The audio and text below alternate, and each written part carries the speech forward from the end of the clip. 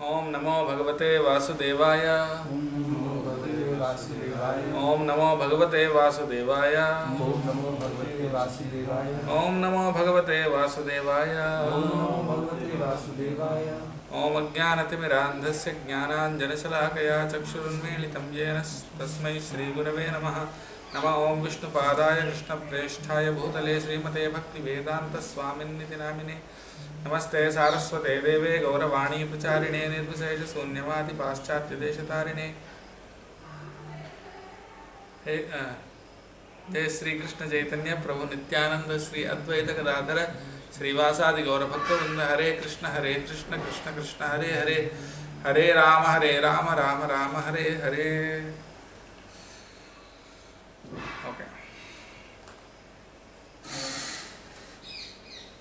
तो 11वें अध्याय का 20 श्लोक हमने चर्चा कर लिया था। आपने उसको देख लिया था क्या? गुड। और तो कुछ रिकलेक्ट एनीथिंग, कोई कुछ याद करेंगे? विराट रूप भगवान दिखाया अर्जुन को, तो अर्जुन जो विराट रूप देखता है तो उसको बहुत सारी प्रभु जी थोड़ा बहुत विचित्र चीज़ें देखने को मिलती है। तो उसका ही वर्णन मतलब यहाँ पे है कि वो क्या क्या देखता है अर्जुन।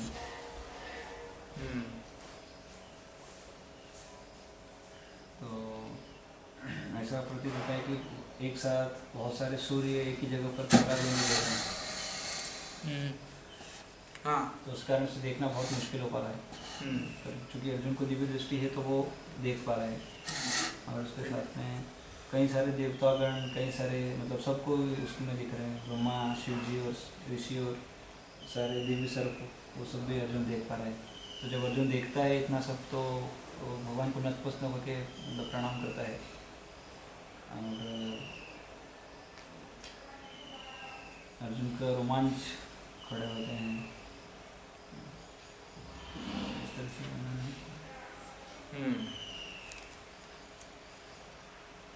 और बताइए,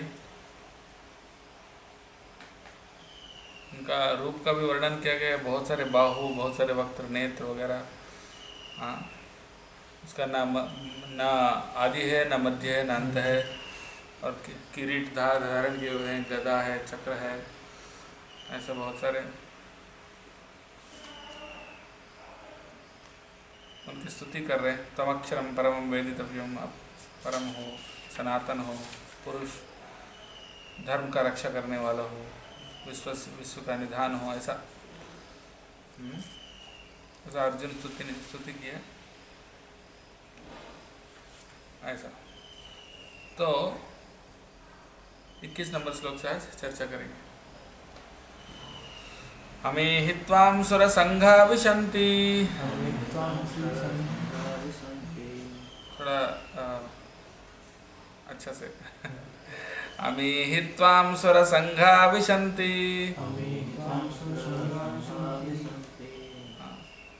केचित् भीताः प्राञ्जलयो गृह्णन्ति, स्वस्तीत्युक्त्वा महर्षि सिद्धसंघाः, स्तुवन्ति त्वां स्तुतिभिः पुष्कलाभिः।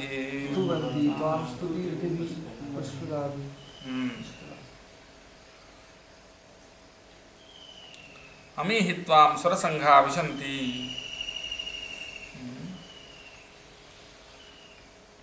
अमी यानी ये सब, मतलब अभी बताया ना, सभी तीनों लोग व्यथित हो गए। तीनों लोग क्या हो गए?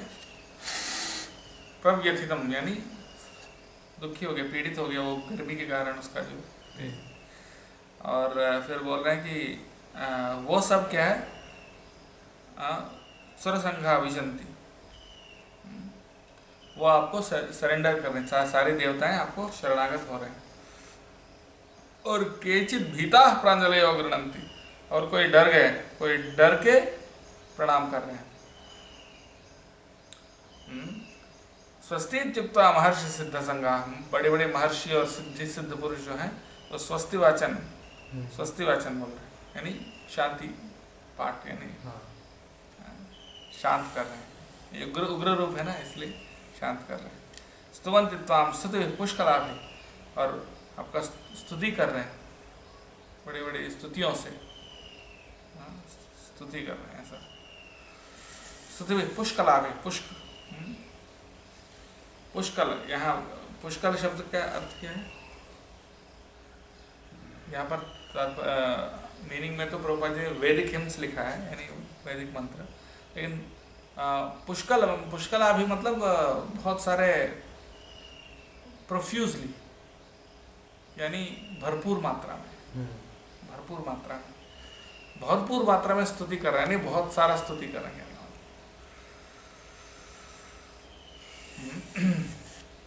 इस तरह से ऋषि देवताएं और ये सब प्रार्थना कर रहे हैं। रुद्रादित्या वसवो ये च साध्या विश्वेश्विनौ मरुतश्चोष्मपाश्च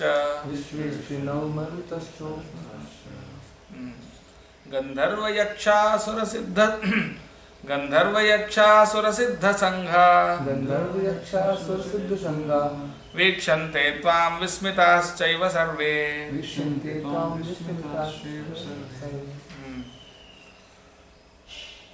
देखो क्या बोल रहे हैं? रुद्रादित्य, रुद्र यानी रुद्र, कितने रुद्र हैं? 11। आदित्य कितने हैं? 12। वसव 8 वसु हैं। इसे साध्या, देवताओं में कई कैटेगरीज होते हैं। जैसे मैं आपको उदाहरण से समझाऊं तो वेस्टर्न कंट्रीज में आप जाते हो तो वहाँ पर भी सब एक जैसे नहीं होते हैं। सबका करेंसी इंडिया से बहुत आगे होता है वेस्टर्न कंट्रीज में, लेकिन उसमें भी डिफरेंस है। जैसे साउथ अफ्रीका वेस्टर्न कंट्री नहीं माना जाता है, लेकिन वहाँ बहुत सारे वेस्टर्नर्स हैं, तो आधा वेस्टर्न है वो। साउथ अफ्रीका में गए, वहाँ करेंसी रैंड है, यानी 6 रुपये लगभग 1 रैंड होता है, अभी पता नहीं एग्जैक्टली।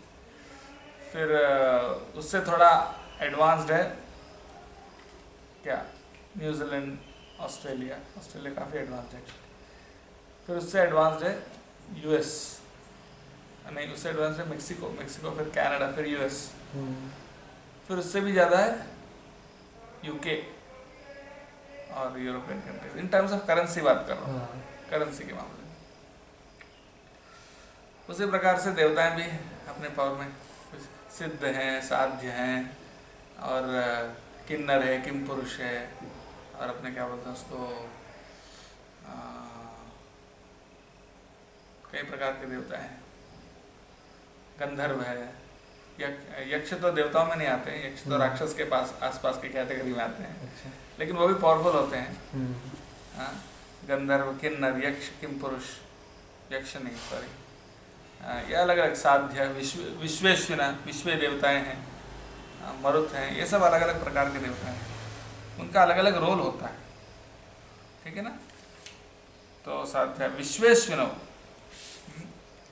विश्व अश्विनो यानी विश्व देवा, और अश्विनो यानी अश्विनी कुमार है, मरुत है यानी मरुत, यानी जो अलग अलग प्रकार के हवा के देवता हैं वो। उष्मापाश्च, उष्मापा यानी जो पूर्वज होते हैं, पितृ देवता हैं। उष्मापाश्च गंधर्व यक्षा असुर सिद्ध संघा, गंधर्व यक्ष, गंधर्व मतलब जो अच्छा गाते हैं, गाने में एक्सपर्ट होते हैं, सिंगिंग में, म्यूजिकल में। और यक्ष क्या करते हैं? यक्ष पैसे आ जाते हैं, पैसे का रक्षा करते हैं, सही बात है, पैसे का रक्षा करते हैं, धन का रक्षा करते हैं। उनका राजा है धनवंतरी। उनका राजा कौन है? धनवंतरी, कुबेर। अच्छा, कुबेर यक्षों का राजा है। और असुर तो असुर होते हैं सिद्ध संघा यानी सिद्ध पुरुष। और ये सब उन सब के जो ग्रुप्स हैं, सबके उन सारे ग्रुप्स जो हैं, वीक्षन्ते त्वाम, वो सब आपको देख रहे हैं, ये सारे आपको देख रहे हैं। विस्मिताश्चैव सर्वे, वो सब विस्मित होकर देख रहे हैं, यानी ये सब देख रहे हैं, लेकिन वहां पर जो कुरुक्षेत्र मैदान में जो लोग खड़े हैं वो सब नहीं देख पा रहे। रूपं महत्ते बहुवक्त्र नेत्रं रूपं महत्ते बहुवक्त्रनेत्रं महाबाहो बहुबाहुरुपादं महाबाहो बहुबाहुरुपादं बहूदरं बहुदंष्ट्राकरालं बहुदरं बहुदुष्टाकरालं दृष्ट्वा लोकाः प्रव्यथितास्तथाहम्। सृष्टा लोकापव्यथितास्तथाहम्। तो इसको समझाने से पहले पहले श्लोक का पॉइंट एक है, ये सारे अलग अलग देवताएं कहाँ रहते हैं, अलग अलग जगह पे रहते हैं। लोगों वो तो है, लेकिन एक्चुअली क्या है, जो भी हम अलग अलग प्लैनेट्स देखते हैं, हर प्लैनेट में जीव होते हैं, ये जानना जरूरी है। जो आधुनिक विज्ञान एक्चुअली बताया जाए तो बहुत बहुत बहुत बहुत बड़ी धोखा है, इतनी बड़ी धोखा है कि आप सोच नहीं सकते। It's a big cheating. क्यों? क्योंकि एक्चुअली उनको कोई नॉलेज नहीं है। अब बोलते हैं हम मेडिकल साइंस में इतना एडवांस्ड है, लेकिन वो अगर बॉडी को एनालाइज करेंगे तो क्या एनालाइज करेंगे? सिर्फ वो देखते हैं कि ये मिनरल्स है, विटामिन्स है और फैट है, ये सब चीज़ें बताते हैं। बट सोल का तो पता ही नहीं उनको, कॉन्शियसनेस कहाँ से आता है। और उनको उससे अच्छा आयुर्वेद का जो एनालिसिस है कितना वैज्ञानिक है, वो तो बताता है 3 तत्व है, कफ पित्त और वात। हाँ, सब कुछ है। हाँ, कफ वात और पित्त, और वो भी अलग अलग भूतों पंचभूतों से बना हुआ। पित्त में क्या होता है, अग्नि और पृथ्वी तत्व मिलाकर वो होता है पित्त। तो पित्त अलग अलग प्रकार से होता है। जैसे वो एक आयुर्वेदिक डॉक्टर मुझे समझा रहे थे कि अगर किसी को किडनी स्टोन हो गया, मुझे किडनी स्टोन है एक्चुअली, तो वो क्या करते हैं, कुछ ऐसे एलोपैथी में ऐसे दवाई देते हैं जो उसको निकाल तो देता है, लेकिन जो पित्त जिसके कारण वो बना है वो नहीं निकलेगा, और वो पित्त के कारण क्या कोई दूसरा बीमारी होता है तो उसको डाइवर्ट कर देता है दूसरी ओर से, वो सप्रेस करता है, लेकिन पित्त को खत्म नहीं कर रहा है। लेकिन आयुर्वेद क्या करता है, उसको पित्त को शांत करता है, बैलेंस करता है तीनों दोषों को। तब क्या होगा, ऑटोमेटिकली वो भी शांत होगा, फिर आएगा नहीं वापस। कहने का मतलब यह है कि बहुत वैज्ञानिक है। और वैज्ञानिक लोग क्या बोलते हैं, दूसरे प्लैनेट्स में लाइफ नहीं है। पता नहीं, कोई एक बहुत दूर कोई एक आध प्लैनेट पे हो सकता है, लेकिन जितने हम देखते हैं उनमें से किसी में लाइफ नहीं है। न सन पे है, न मून पे है, न मंगल पे है, न किसी पे है। ये आधुनिक विज्ञान का कहना है, लेकिन शास्त्र का क्या कहना है, ऐसे कोई प्लैनेट नहीं है जहाँ लाइफ नहीं है। मतलब हर एक प्लैनेट पे लाइफ है, पर वो लाइफ तो से नहीं बनी है, हाँ, इसलिए हम नहीं फाइंड हाँ, अपनी यहाँ के तत्वों से जैसा नहीं बने। क्योंकि साइंटिस्ट सोचते हैं लाइफ मतलब ऐसे ही होना चाहिए, उसमें कार्बन होना चाहिए, ये होना चाहिए, वो होना चाहिए। तो ये आपने देखा हुआ लाइफ इस प्रकार से है, ऐसा जरूरी नहीं कि दूसरी लाइफ भी ऐसे ही हो। करेक्ट? तो वो एक चीज़ है। एट द सेम टाइम वो किस प्रकार से उनका मतलब वो किस डायमेंशन में है वो भी हम नहीं देख सकते हैं। जैसे फॉर एग्जांपल, अगर कोई चींटी या मक्खी हमारे ऊपर बैठा है तो उसको पता नहीं कि मैं एक इंसान के ऊपर बैठा हूँ। दूसरे प्रकार से आप वहाँ जाओगे तो भी आप हो सकता है वो सामने ही खड़े हो, लेकिन हमारी दृष्टि, हमारी जो ये आंखें जो है उसके मतलब उसके जो रेंज है, उस रेंज में वो नहीं हो, उस रेंज से बाहर हो, तो आप देख नहीं पाओगे सामने खड़े लोग के लिए। पॉइंट ये है कि लेकिन यहाँ कह रहे हैं कि ये सारे यक्ष, देवता, गंधर्व और आदित्य, ये सब कहाँ रहते हैं, अलग अलग प्लैनेट्स में रहते हैं अपने अपने, पर हम उनको देख नहीं पाएंगे। वो अगर हमको देखना है उनको, वो कब अपने आप से प्रकट कर सकते हैं, उनके वो पावर होता है कि वो अपने आप को दिखा सकते हैं, तब हम देख सकते हैं। इस श्लोक में क्या बोल रहे हैं, रूपम महत्ते बहुवक्त्र नेत्रम, आपका महान रूप ऐसा है, बहुवक्त्र नेत्रम, बहुत सारे उसमें ओठ है और बहुत सारे नेत्र हैं, महाबाहो, बहुबाहु उरुपादम, बहुत सारे बाहु यानी भुजाएं हैं, उरु यानी उरु, उरु का मतलब जंघे, जंघे होते हैं, और पादम यानी चरण, बहुत सारे जंघे हैं, बहुत सारे चरण हैं, बहुत सारे बाहु हैं, बहु उदरम, बहुत सारे उदर हैं, पेट हैं, बहुदंष्ट्रा करालम यानी बहुत दंष्ट्रा करालम, दंष्ट्र यानी दांतें, करालम यानी बहुत भयानक, भयानक दांतें हैं, मतलब क्या नहीं इसको जैसे राक्षसों के होते हैं ना। नरसिंहदेव के भी बहुत भयानक दांते हैं। वो सबको देख के क्या हुआ, दृष्टवा लोका प्रव्यथिता, वो सब देख के सभी लोग जो है व्यथित हो रहे हैं। तथा अहम, मैं भी व्यथित हूँ। जैसे सभी लोग व्यथित हैं वैसे ही मैं भी व्यथित हूँ। तो ये महान रूप आपका दिखकर। तो व्यथित का मतलब क्या होता है यहाँ पर?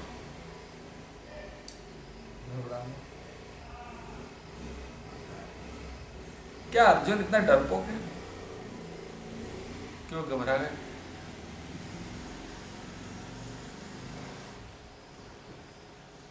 घबराने का मतलब उसका एग्जैक्ट मीनिंग ऐसा है कि वो बहुत उग्र है, वो देख के डिस्टर्ब्ड होते हैं। ऐसा नहीं कि डर जाते हैं, लेकिन डिस्टर्बिंग होता है। जैसे मान लीजिए कोई बहुत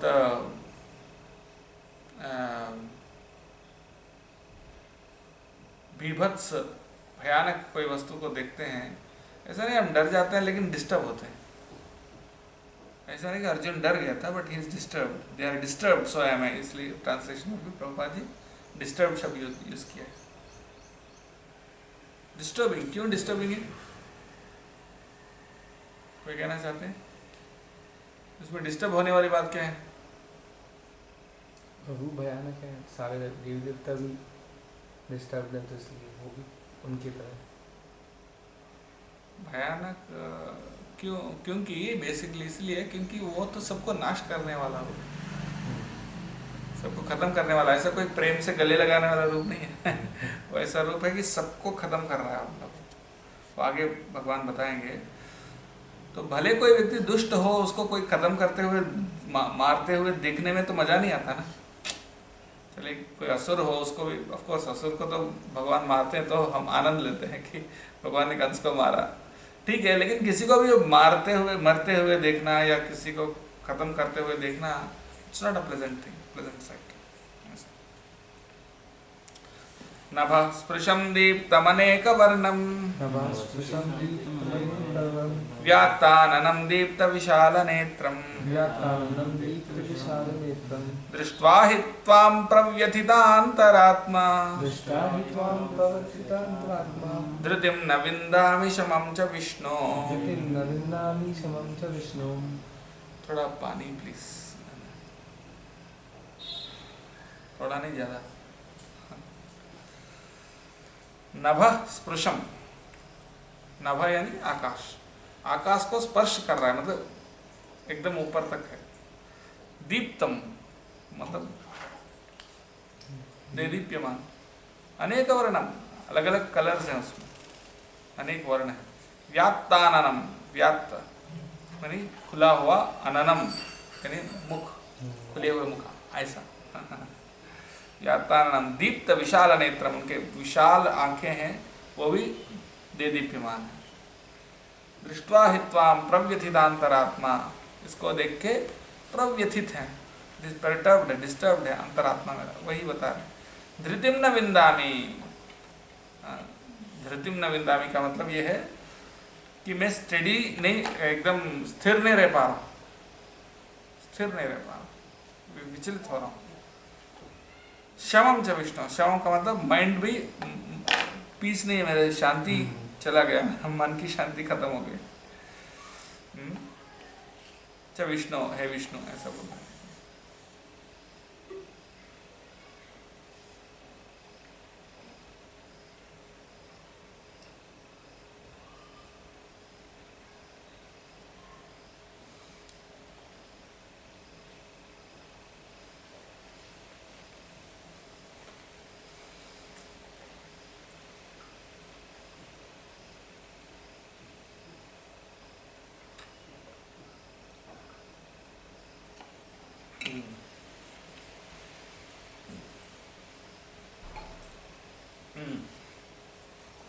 तो यहाँ विष्णु क्यों बोला? क्योंकि अब बाकी भगवत गीता में हर जगह पर आप देखोगे तो कृष्ण मधुसूदन ऐसा शब्द उपयोग किया गया है। विष्णु शब्द इतना नहीं उपयोग किया हुआ है। पर यहाँ कृष्ण को विष्णु बोल के संबोधित किया गया। यहाँ क्यों ऐसा?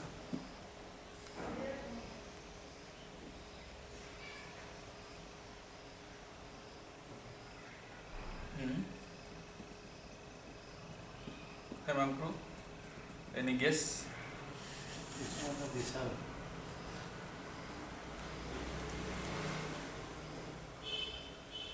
हाँ? जो रूप है एक्चुअली जनरली विष्णु मतलब लेते हैं। कृष्ण का तो जो रूप हम देखते हैं वो द्विभुज रूप ही है, और ये स्पेशली उस समय के लिए दिखाया था, इसलिए वो बोल रहे कि ये तो इस रूप में विष्णु रहते हैं, इसलिए विष्णु इस रूप में रहते हैं। चार मतलब दो भुज के बाद बाकी रूप में तो वही गदा। इसमें 4 भुज थोड़ी, इसमें तो हजारों लाखों भुज है।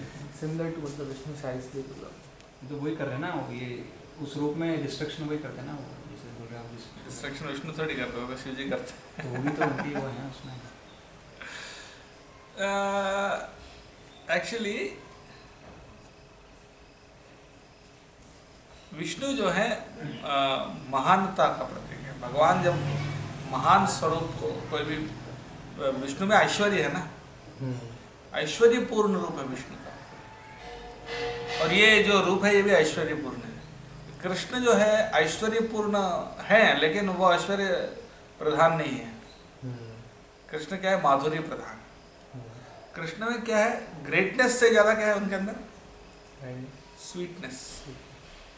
माधुर, मधुर मतलब क्या? मधुर यानी स्वीट। तो कृष्ण क्या है? स्वीट है। ग्रेट भी है, ऐसा नहीं ग्रेट नहीं है, लेकिन कृष्ण में मेनली कोई कृष्ण को देखता है पहले क्या फीलिंग आता है? स्वीटनेस। अरे कितना स्वीट है यार, उनके क्वालिटीज भी इतने अट्रैक्टिव है। लेकिन विष्णु को देखते हैं कोई ग्रेटनेस दिखता है, महानता, ऐश्वर्य। उसको संस्कृत में बोलने हैं तो ऐश्वर्य यानी ग्रेटनेस, माधुर्य यानी स्वीटनेस। तो ऐश्वर्य जहां पर आता है तो विष्णु, जब भगवान ऐश्वर्यपूर्ण स्वरूप है वो विष्णु है। तो इसलिए ये जो रूप है ऐश्वर्य, इसको देख के ऐश्वर्य का भाव आ रहा है ना, फीलिंग आ रहा है। कितना क्यूट है, ऐसा तो नहीं लग रहा ना विष्णु को देख के। कोई जैसे कोई क्यूट पप्पी को देखते हैं कितना प्यारा है, ऐसा नहीं लग रहा है। उसको देख के कितना महान ऐसा लग रहा है ना। तो ऐश्वर्य का भाव उनके अंदर आ रहा है वो देखते हैं। और इसलिए विष्णु जो ऐश्वर्य प्रदान देवता है भगवान। बाकी गीता में वो ऐश्वर्य का इतना इतना इतना ज्यादा उल्लेख नहीं है, तो इसलिए वहां पर कृष्ण। तो द्वारिका में जब भगवान लीला किया तो ऐश्वर्यपूर्ण लीला है। द्वारका में कृष्ण का ऐश्वर्यपूर्ण लीला ही है, सही। द्वारका में ऐश्वर्यपूर्ण, पर सबसे ज्यादा ऐश्वर्य अगर देखना है तो विष्णु नारायण, क्योंकि द्वारका में भी ऐश्वर्यपूर्ण है, लेकिन रानियां भी हैं उनको, वो भी माधुर्य रस में है, रानियां भी। लेकिन वैकुंठ में तो एकदम ऐश्वर्य ही है। इवन लक्ष्मी भी दास्य रस में ही सेवा करती है, यदि भी उनकी पत्नी है, कोई वहाँ रोमांस नहीं होती वहाँ पर क्या वो पैर दबाती रहती है बस लक्ष्मी जी भी, ऐसा नहीं है। तो वहाँ पूरा ऐश्वर्य है ना। दंष्ट्रा कराला निचते मुखानि दृष्ट्वैव कालानलसन्निभानि दिशो न जाने न लभे च शर्मा प्रसीद देवेश जगन्निवास।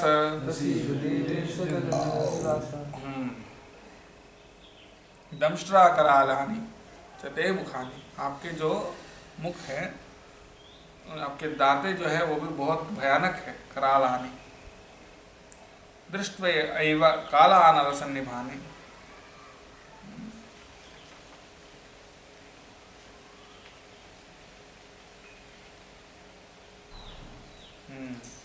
काल अनल। अनल क्या होता है? अग्नि। काल अनल यानी काल रूपी अग्नि जैसे प्रतीत होते हैं।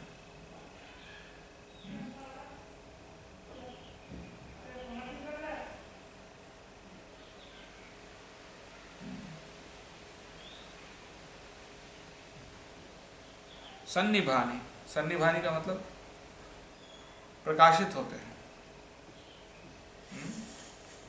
प्रकाशित होते हैं। तो आपका जो भयानक जो दांतें हैं, आपके भयानक दांतें वाले जो मुख हैं, वो काल जैसे अग्नि, काल की अग्नि जैसे प्रकाशित होते हैं, राइट। दिशो न जाने न लभे च शर्मा, दिशो न जाने मुझे समझ में नहीं आ रही, ऊपर कौन सा, नीचे कौन सा, आगे कौन सा, पीछे कौन सा, पूरब कौन सा, पश्चिम कौन सा, दाहिने कौन सा, बाएं कौन सा, कुछ समझ में नहीं आ रहा। दिशो न जाने, न लभे च शर्मा, शर्मा मतलब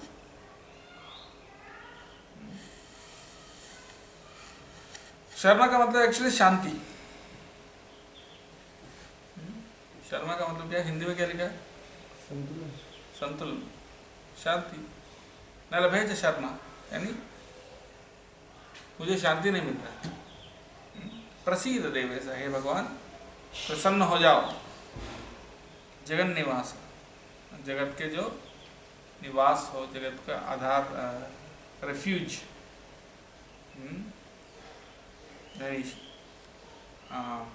आश्रय हो, जगत का आश्रय हो, आप कृपया प्रसन्न हो जाओ, क्योंकि मेरा मन शांत नहीं है।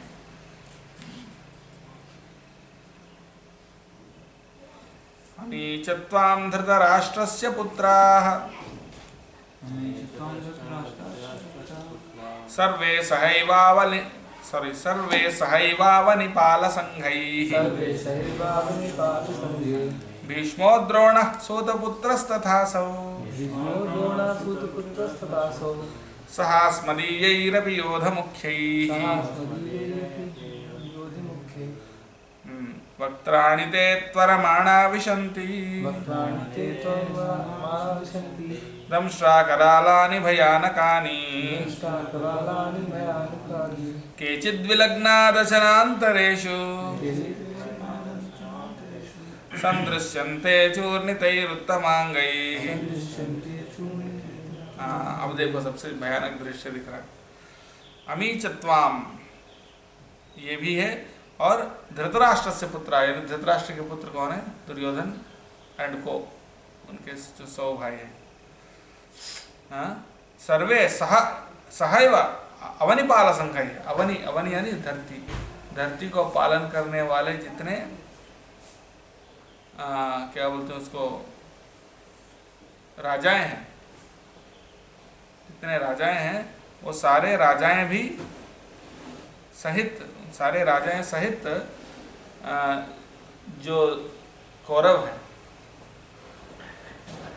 दुर्योधन और उनके भाई, उनके सपोर्ट करने वाले जितने राजाएं हैं, उनके साथ भीष्म, द्रोण, सूतपुत्रस्तथा, भीष्म, द्रोण और सूतपुत्र कौन? कर्ण।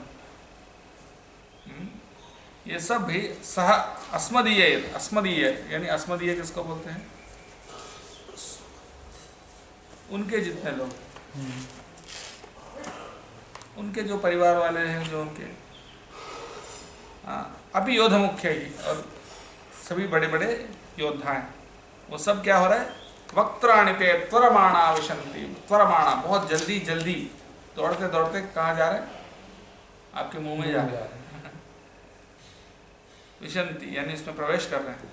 दंष्ट्रा करालानि भयानकानि, आपके जो फिर से तीसरी बार आ रहे दंष्ट्रा करालानि, यानी बहुत भयानक जो दांतें, उसके अंदर, उसके नीचे पीस रहे हैं। केचित विलग्ना दशनांतरेषु, विलग्ना यानी जो एकदम हटके हुए हैं, हटके हुए कहाँ? दशनांतरेषु, जो दांतों के बीच में, दांतों के बीच में हटके हैं। विलग्ना दशनांतरेषु संदृश्यन्ते, संदृश्यन्ते का मतलब क्या है? ऐसा दिख रहे हैं। चूर्णितैः उत्तमांगैः, चूर्ण हो गया, चूर्ण यानी स्मैश हो गया, उत्तमांग यानी उनका सर, और सर पूरा एकदम स्मैश हो गया। तो ये दिख रहा है कि धृतराष्ट्र के सारे पुत्र और उनके साथ वाले सारे राजाएं और उनके जितने सेना है और उनके सारे परिवार सब लोग आपके मुंह में जा रहे हैं और वहाँ पीस रहे हैं, वहाँ दांतों के बीच में अटक रहे हैं और उनके सर सब स्मैश हो रहे हैं। इस तरह वो देख रहे हैं। देखिए कितना भयानक दृश्य है। ये डरावना मतलब ऐसा, क्योंकि मारने वाले तो अर्जुन ही है ना, अर्जुन ही खुद मारेंगे उन लोगों को। डरना मतलब ऐसा डरना नहीं है, लेकिन वो भीभत्स मतलब कि कोई भी मतलब डरते हुए मरते हुए देखना थोड़ा मज़ा थोड़ी आता है। वाह कितना अच्छा मर रहा है, ऐसा थोड़ी लगता है। और देखते में थोड़ा पीड़ा तो होगी ना, इसीलिए।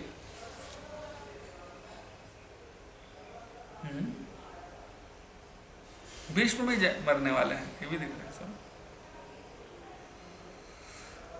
अच्छा, आज आपको चांस दे दिया है बाहर जाने के लिए, फिर कल नहीं जाओगे, वो काम नहीं हो पाएगा। तो फिर आप जाना था, फिर आज फिर क्लास में भी नहीं आए तो मैंने दूसरा काम किया। ऐसा नहीं, आपने बोला आज जाऊंगा, आप गए नहीं कि? दूसरा काम था वो अभी। तो फिर वो बोलना था। रोज रोज नहीं दे पाऊंगा, एक दिन मैंने दिया बस। यथा नदीनां बहवोऽम्बुवेगाः यथा नदीनां बहवोऽम्बुवेगाः समुद्रमेवाभिमुखा द्रवन्ति समुद्रेणाभिमुखा द्रवन्ति तथा तवामि नरलोकवीरा तथा तवामि नरलोकवीरा विशन्ति वक्त्राण्यभिविज्वलन्ति। विशन्ति वक्त्राण्यभिविज्वलन्ति। यथा नदीनां बहवोऽम्बुवेगाः, जैसे बड़े बड़े नदियाँ, बहवा अम्बु, बहुत बहुत जल रखने वाले बहुत बड़े बड़े जो नदियाँ हैं, वेगा बहुत वेग से यानी बहुत जल्दी, समुद्र में वाभिमुखा द्रवन्ति, जैसे समुद्र में बहुत तेजी से बह जाते हैं समुद्र के, है ना। उसी प्रकार से तथा तवामी अमीन नरलोक वीरा, ये अमी यानी ये सारे जो नरलोक के जितने वीर हैं, तव वक्त्राणि विशंति, वो तवा ऊपर है, तीसरे लाइन में जो तवा है ना वो चौथे लाइन से जुड़ता है। तव वक्त्राणि यानी आपके जो मुंह हैं, विशंति उसके अंदर जाते हैं। कैसे मुंह है? अभिविज्वलंती, ये जलता हुआ जो आग उगलता हुआ जो आपका मुंह है ना, उसके अंदर सब प्रवेश कर रहे हैं। जैसे समुद्र के अंदर नदियाँ बहुत तेजी से जाकर मिल जाती हैं, उसी प्रकार से ये सारे जो नरलोक के वीर हैं आपके मुंह में जो आग उगलता जो आपका मुंह है उसके अंदर से प्रवेश कर रहे हैं। यथा प्रदीप्तं ज्वलनं पतंगा यथा प्रदीप्तं ज्वलनं पतंगा विशन्ति नासाय समृद्धवेगाः विशन्ति नासाय समृद्धवेगाः तथैव नाशाय विशन्ति लोकाः तथैव नाशाय विशन्ति लोकाः तवापि वक्त्राणि समृद्धवेगाः वक्त्राणि समृद्धवेगाः। यथा प्रदीप्तं ज्वलनं पतंगा, प्रदीप्तम जैसे जो दिया होता है ना, जो या बड़ा आग जो होता है उसके अंदर पतंग जो है वो क्या क्या करता है? पतंग विशंति उसके अंदर चला जाता है। नाशाया अपना खुद मरने के लिए प्रवेश करता है, मतलब मरना चाहता तो नहीं लेकिन वही होने वाला। समृद्ध वेगा पूरी वेग से, उसी प्रकार से तथैव नाशाय विशन्ति लोकास्तवापि वक्त्राणि समृद्ध वेगा, आपके मुंह में पूरे लोक जो है प्रवेश कर रहे हैं। सिर्फ वो ही लोग नहीं, पूरा लोक ही आपके मुंह में प्रवेश कर रहे हैं। सब कुछ जैसे पतंग आग के अंदर प्रवेश कर रहे हैं, सभी लोग आपके मुंह में प्रवेश कर रहे हैं मरने के लिए। समृद्ध वेगा, बहुत तेजी से, वो तेजी से आगे बढ़ रहे हैं। बस 2 श्लोक और ले लेते हैं। लेलिह्यसे ग्रसमानः समन्तात् लोकान् समग्रान् वदनैर्ज्वलद्भिः तेजोभिरापूर्य जगत्समग्रम् भासस्तवोग्राः प्रतपन्ति विष्णो। लेलिह्यसे, लेलिह्यसे यानी चाटना, ग्रसमाना, जो भी जिनको भी आप खाते हो ना, यानी जिनको भी आप जब खाते हैं तो जैसे अपने ओंठ चाटते हैं ना, उसी प्रकार से लोकान समग्रान वदनैर्ज्वलद्भिः, I see you devouring all people from all sides with your flaming mouths, covering all the universes with your effulgence. You are manifest with terrible scorching rays. तो बहुत भयानक जलाते हुए उग्राह प्रतवंती हासः, जो आपका जो कांति है वो बहुत उग्र है।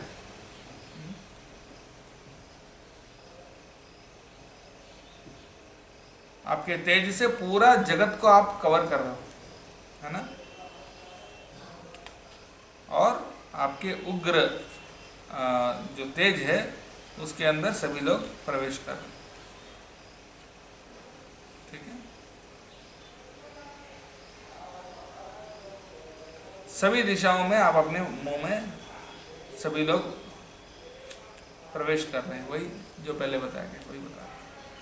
आख्याहि मे को भवानुग्र रूपो, सब बोलिए। आख्याहि मे को भवानुग्र रूपो, आख्याहि मे को भवानुग्र रूपो, नमोस्तु ते देववर प्रसीद, नमोस्तु ते देववर प्रसीद, विज्ञातुमिच्छामि भवन्तमाद्यं, विज्ञातुमिच्छामि भवन्तमाद्यं, न हि प्रजानामि तव प्रवृत्तिं, न हि प्रजानामि तव प्रवृत्तिम्। आख्याहि मे को भवान उग्र रूपो, आपका जो उग्र रूप हो है उसका नाम मुझे बताइए।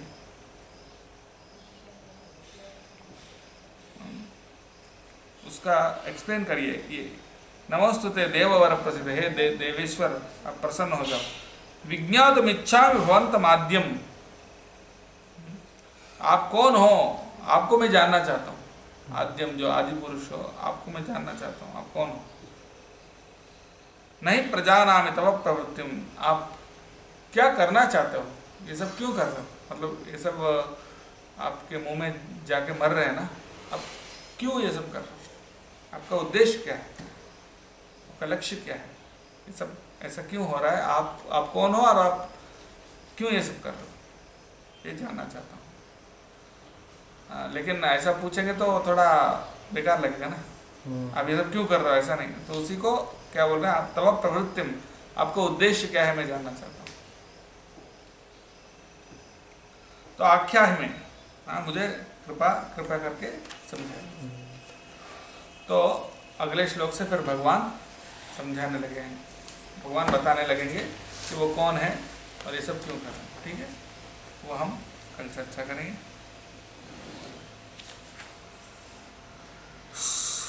इस प्रकार से तो विश्व रूप है, डरावना है। इवन शुद्ध भक्तों को भी डरावना है। शुद्ध भक्त तो किसी से नहीं डरता, तो फिर अर्जुन इससे क्यों डर रहे हैं?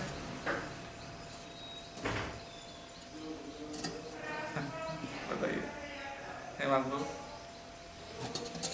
आपका एक्सप्लेनेशन क्या है, आपका रियलाइजेशन। शुद्ध भक्त तो डरता नहीं किसी से, तो अर्जुन भी डर जा रहे हैं ना। शुद्ध भक्त भी शुद्ध भक्त के लिए क्या है, शुद्ध भक्त की इंद्रियों को भगवान ही मतलब वो करते हैं, भगवान का नाम है ऋषिकेश, तो उनकी इंद्रियों को भी भगवान ही कंट्रोल करते हैं। तो जब भगवान चाहते हैं तो ही ऐसा होता है, भगवान चाहते हैं तो ऐसा होता है। तो मतलब अगर भगवान चाहते हैं वही मतलब उनके लिए होता है। तो भगवान चाहते हैं कि ये डरे तो ही वो डरते हैं, ऐसा नहीं कि वो डर रहे हैं। पर भगवान चाहते, जैसे अर्जुन का हम देखते हैं पूरी भगवद गीता में कि अर्जुन भी शुद्ध भक्त है, वो कोई बिल्डर नहीं होता है, पर भगवान चाहते हैं उस समय पे, इसलिए वो बिल्डर होता है। और बाद में फिर भगवान ही उसको, क्योंकि ऋषियों के मालिक वही है, तो फिर से वही उसको उसका निवारण भी करते हैं। लेकिन पर्पस होता है जैसे हम लोगों के लिए, वो तो एक पर्टिकुलर केस में था कि, लेकिन भगवान क्यों चाहेंगे कि उनका भक्त डरे? अर्जुन क्यों चाहेंगे भगवान ऐसा नहीं कि भगवान चाहते हैं कि अर्जुन डरे, ये बात सही नहीं है। भगवान क्यों चाहेंगे कि वो डरे? जैसे ये जो अर्जुन शोकाकुल हुआ, तो वो अर्जुन नहीं, वो एक्चुअली भगवान चाहते वो एक थे अलग इसलिए चीज़ है। देखो वो तो प्रभुपाद भी बोलते हैं, देखो कोई भी चीज़ हमें साधु शास्त्र गुरु के आधार पर बोलना चाहिए। तो वो तो आचार्यों ने भी बताया कि अर्जुन मोहग्रस्त इसलिए हुआ क्योंकि भगवान ने उनको मोह में डाला। क्यों? क्योंकि भगवत गीता समझा सके। वो चीज़ ठीक है, बट ये जो विश्वरूप है इसको देख के तो सभी देवताएं, सभी ऋषि मुनि, सब इंक्लूडिंग अर्जुन जो शुद्ध भक्त है, वो भी सब डर गए। पर क्या भगवान को डराना चाहते हैं? ऐसा ऐसा कहाँ लिखा है? ऐसा तो नहीं बताया किसी। भगवान क्यों किसी को डराना चाहिए? तो फिर अर्जुन क्यों डरा? भगवान क्यों डराना चाहिए? ऑफर करो, इसलिए तो लाए। जो आम में से जो थोड़ा ज़्यादा पक गए ना वो ऑफर करो, जो कम पके हैं वो कल के लिए भी रखेंगे। ठीक है, बताइए। पुरुषोत्तम माला में शुरुआत में जब हम देखते हैं अर्जुन, तो बोले मेरा सामने जिससे लड़ाई करना है तो मेरा सगा संबंधी है, परिवार का है, इसको तो मैं नहीं मर सकता। तो अर्जुन खुद को करता समझ रहे हैं, तो मैं मारूँ, लड़ाई करूँगा तो मरेंगे, नहीं करूँगा तो नहीं मरेंगे, खुद को करता समझ रहे हैं। जब अभी विराट रूप में जब देख रहे हैं जब मैं करता नहीं है, असल में मैं करता नहीं, भगवान ही सब कुछ करते हैं, भगवान ही करता है, वही चाहे तो संभाल सकते हो वैसा। तो ये जो लोग साक्षात देख रहे हैं तो शायद उसमें उन्हें डर है, मैं करता नहीं, भगवान करता। लेकिन अर्जुन के अंदर कर्ता भाव है ऐसा बोलना भी सही नहीं है, क्योंकि ऑलरेडी 11वें अध्याय में ही शुरुआत में ही अर्जुन ने बोल दिया नष्टो मोह, मेरा मोह नष्ट हो गया। नष्टो मोह बोल दिया ना पहले, उनका मोह नष्ट हो गया, शुद्ध वक्त है। अभी तो उसको सचेता प्रकृति गतः, अभी अपनी चेतना वापस आ गया और अभी यथार्थ स्थान में मैं हूँ। तो ऐसा नहीं बोल सकते कि वो मतलब अहंकार में है, ऐसा नहीं। मैं थोड़ा अलग एंगल देना चाहता हूँ इसको, बताऊँ? तो बताऊँगा ही। और कोई गेस? विराट रूप मृत्यु स्वरूप है, तो मृत्यु से डर होना ही चाहिए ताकि हम भक्ति कर सकें। शरणागत हो भगवान को, नहीं तो अगर डर ही नहीं रहेगा तो व्यक्ति शुरू में तो भक्ति जैसे शुद्ध प्रेम नहीं है भगवान के प्रति, तो भक्ति से थोड़ा तो आना चाहिए। आपका बात इस कंटेक्स्ट में सही नहीं है। क्यों? क्योंकि अर्जुन का लेवल वेल नहीं है। मृत्यु से डर के कोई भक्ति करता है वो तो बहुत लो लेवल है, वो है ना, फियर, डिजायर, ड्यूटी और लव, 4 लेवल है। इस रूप की भक्ति थोड़ी कर सकता था। हाँ, तो फियर, डिजायर, ड्यूटी और लव 4 लेवल है। तो अर्जुन फियर लेवल में थोड़ी ना है, अर्जुन तो लव के लेवल में। उनको फियर लाने की जरूरत क्या है? ये है कि वो फियर अपने लिए फियर नहीं कि सभी लोग मर जाएंगे, सबको कितना, दूसरों का जो दुख है वो देख के फियर, अपनी फियर नहीं, ये समझना चाहिए। विश्वरूप क्या है ना, अभी देखो मान लो आपको पता चला कि प्रलय होने वाला है, सब मर जाएंगे। अभी जैसे कल एक सुनामी आने वाला है, आपको घोषणा टीवी में आ जाएगा, पेपर में आ जाएगा, सब जगह न्यूज़ में, कि कल एक बहुत बड़ा सुनामी आने वाला है, इतना बड़ा सुनामी कि अभी तक कभी नहीं आया। और वो सुनामी आके दुनिया के मतलब बड़े बड़े शहर सब जो कोस्टल में है सब डूब जाएंगे, मतलब कुछ करोड़ों लोग मर जाएंगे, इसको कोई रोक नहीं सकता। ऐसा करके एक मान लो न्यूज़ आएगा, वो सुन के कैसा लगा, अरे बहुत अच्छा, बहुत बढ़िया, बहुत मज़ा आ रहा है, ऐसा सोचेंगे क्या? हम तो कोस्टल से तो बाहर ही दूर ही रहते हैं, तो हमको परवाह नहीं पड़ेगा, वो लोग जो मर रहे हैं मरे, ऐसा सोचेंगे क्या? डरेंगे ना। वो डर जो है ऐसा नहीं कि हम मरेंगे बोल के, हम सेफ हैं, कोई दिक्कत नहीं, लेकिन लोग मर रहे हैं, मतलब कंपैशन, उसको कंपैशन बोलते हैं, दया। वो दूसरों के जो दर्द है, जो सभी लोग जो है उनके मुंह में जा रहे हैं, सब लोग मर रहे हैं, इसलिए डर है। ऐसा नहीं कि वो खुद मरेगा बोल के डर है, वो जो डर है वो दूसरों के लिए है, और वो डर भी भक्ति है, क्योंकि वो अपनी इंद्रिय तृप्ति के लिए नहीं डर रहा कि मैं मर जाऊंगा तो मेरा राज्य कैसे चले जाएगा, मतलब मैं एंजॉय कैसे करूंगा, ऐसा सोच के नहीं डर रहा है। वो इन लोगों के लिए, जो सब मरने वाले उन लोगों के लिए डर है। तो भक्त को होना चाहिए ना, हम भी डरते हैं। देखो दुनिया कहाँ जा रही है, लोग कहाँ जाएंगे, सब नरक जा रहे हैं, सब पाप का कार्यों में लगे हुए हैं, कहाँ जाएंगे, क्या होने वाला है, समाज का हालत क्या होने वाला है।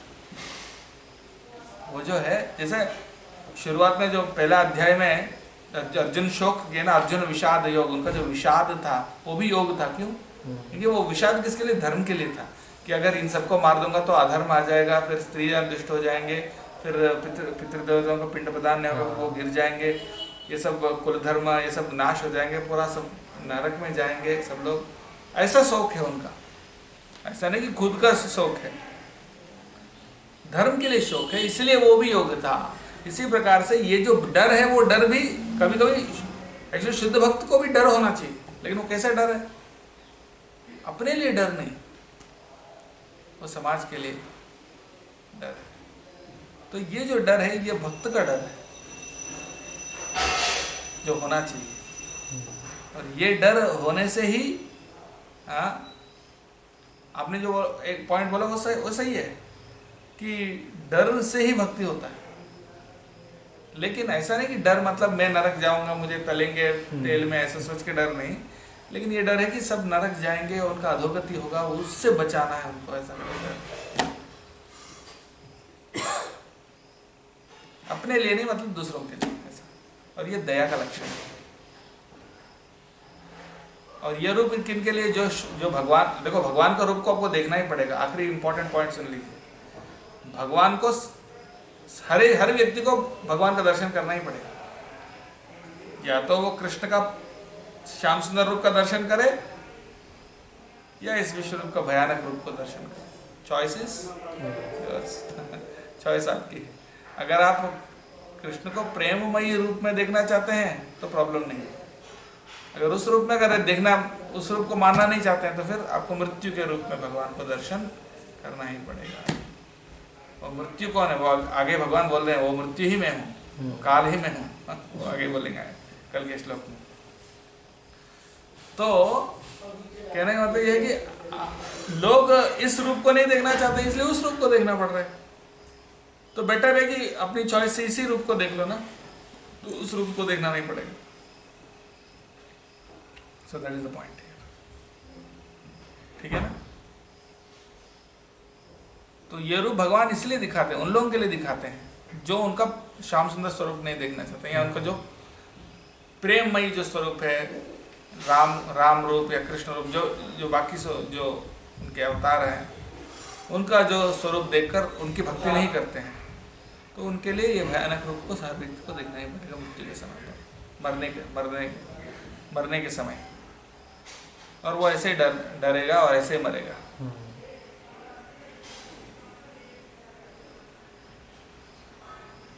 ठीक है? कोई प्रश्न किसी को?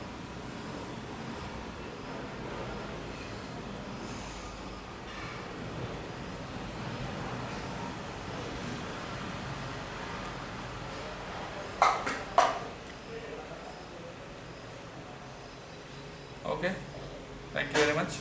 भगवद गीता की जय, श्रील प्रभुपाद की जय, गौर प्रमाण।